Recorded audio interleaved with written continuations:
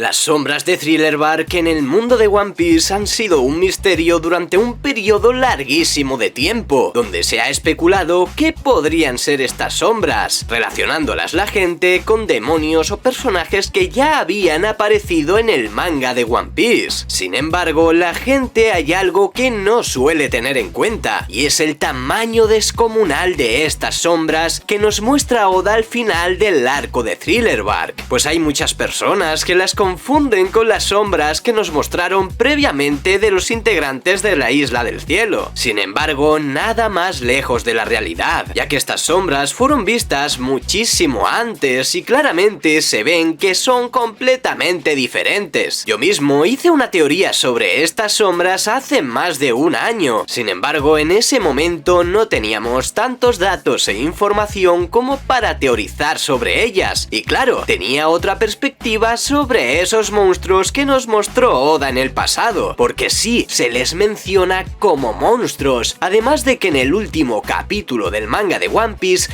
nos han dado una pista que puede ser clave para entender si todo esto es posible, así que voy a explicártelo para que lo entiendas mejor, y me gustaría que al final del vídeo me dijeras en la caja de comentarios si piensas lo mismo que yo pienso, ya que las pistas son muy evidentes. Eso sí, antes de continuar con el vídeo te pediría que te suscribas al canal y actives la campanita en todas para no perderte contenido relacionado con One Piece, ya que eso me ayudaría muchísimo y te lo agradecería de corazón. Para empezar con esta teoría tenemos que desmentir la primera que se formó sobre estas sombras hace ya muchísimo tiempo, y es que estas sombras en el videojuego One Piece Unlimited Cruise tenían un papel sumamente interesante, donde Oda además fue consultado para el desarrollo del videojuego. Sin embargo, esto no significa que sea la historia oficial, ya que estas sombras tienen un papel muy diferente en este videojuego, ya que además aparecen unas sombras con un orbe dentro, donde Luffy le pide a Franky que le ayude para llegar hasta ellas,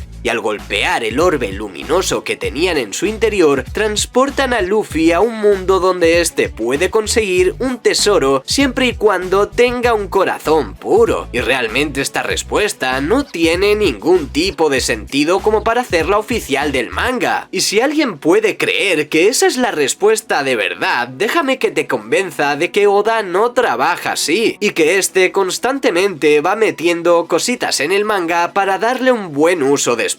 Pues Eiichiro Oda es conocido como uno de los mangakas con mayores foreshadows en toda la historia, pero es que además de que estas sombras no son exactamente las mismas, no tendría mucho sentido que Oda las metiera en el manga para promocionar el videojuego, ya que estas sombras no son promocionadas ni en la portada del juego ni nada por el estilo, por lo que podemos descartar esa idea descabellada por completo. Y ahora mismo sí que nos vamos a centrar en qué son estas sombras realmente. Antiguamente yo pensé en su momento que podrían tener algún tipo de relación con los demonios que habitaban en la Sakuma no Mi. Sin embargo, para descubrir qué son estas sombras realmente, tenemos que fijarnos, como ya os he dicho, en el tamaño de estas, donde en el manga podemos ver que son de un tamaño descomunal. Sí, pero es que aquí la confusión también se genera gracias al anime, ya que este suele exagerar bastante las cosas como de costumbre, y aquí se ven muchísimo más grandes de lo que deberían ser. Sin embargo, como os digo, en el manga sí que me encajan mejor las proporciones con todo lo que os voy a explicar. Una de las cosas que nos remarcan cuando vemos estas sombras es que poseen dos ojos, es decir, que no son sombras sin más, o incluso gente que se atrevió a decir que era la silueta de Im. También se llegó a mencionar que eran familiares de Zunesha, y menos mal que eso ya se puede desmentir por completo, ya que hace tiempo nos dijeron que Zunesha era el único que actualmente estaba vivo de su especie, porque si no, madre mía. El caso es que estas sombras se nos muestran con muchísima niebla, donde Oda claramente nos quiere decir que allí donde están estas hace muchísimo frío, pues creo que no hace falta que os diga que la niebla se produce con la humedad y en un ambiente que no es nada caluroso, y como os digo, tenemos este primer indicio que la verdad es que puede saberos a poco, pero espera, que realmente cuando veas que encaja absolutamente todo te va a sorprender. Al final del arco de Thriller Bark, Lola nos menciona que tras esa espesa niebla, cerca de 100 barcos se pierden y no regresan jamás. Y menciona que eso era desde hace muchísimo tiempo todo un misterio. Y quedaros con todas estas palabras porque van a ser muy importantes después, ya que la niebla parece estar a una distancia considerable de donde estaban estos en ese momento, bastante más lejos de lo que parece ya en el propio manga. Sin embargo, Oda te remarca que la desaparición de esos barcos era totalmente un misterio, y sin embargo a día de hoy, más de 14 años después, aún no se había resuelto, por lo que creo que ha llegado la hora de saber ya por fin qué era eso que nos dijo Oda hace ya tantísimos años. Y es que creo que este es el momento perfecto para revelar algo así, ya que en el capítulo 1062 nos da absolutamente todas las respuestas. En lo primero que tenemos que fijarnos es en el tamaño de estos monstruos marinos creados por el Dr. Vegapunk y el Sunny, donde podemos ver que estos monstruos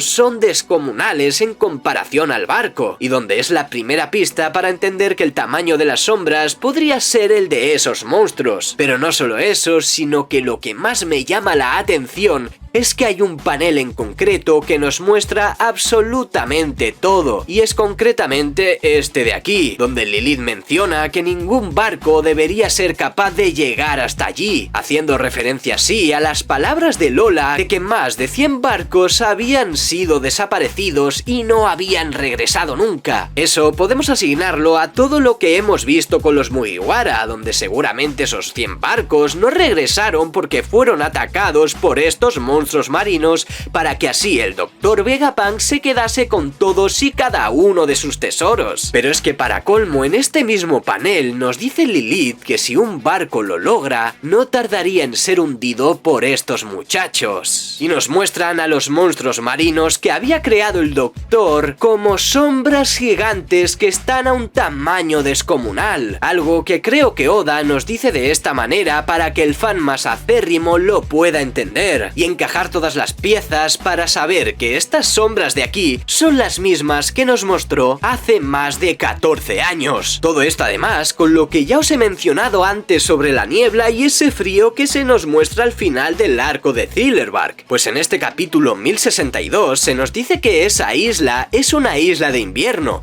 Y aunque está claro que el Dr. Vegapunk puede controlar la temperatura de ese lugar, es por eso precisamente que se forma la niebla, pues el calor que está en el interior de la isla y el frío que está en el exterior se contrasta perfectamente para crear ese humo blanco que nos menciona Lola llamado niebla. Y creo que Eiichiro Oda ha sabido llevar todo esto con muchísima inteligencia, ya que si finalmente este nos confirma por completo diciéndonos que estas sombras son las que vimos en Thriller Bark, a mí me estallaría la cabeza, pues llevo muchísimo tiempo dándole vueltas en qué podrían ser, y creo que finalmente y gracias a mi obsesión he podido por fin descubrir qué eran estas. Al menos es así para mí, ya que como os he dicho hace tiempo también traje una teoría, pero no teníamos la información suficiente que tenemos ahora. Me gustaría que me dijeras en la caja de comentarios si a ti también te ha convencido, así que escríbeme si estás de acuerdo conmigo. Me ayudaría muchísimo si compartes el vídeo. Te dejo un par de vídeos también para que estés entretenido. Recuerda suscribirte, compartir y comentar, y hasta la próxima.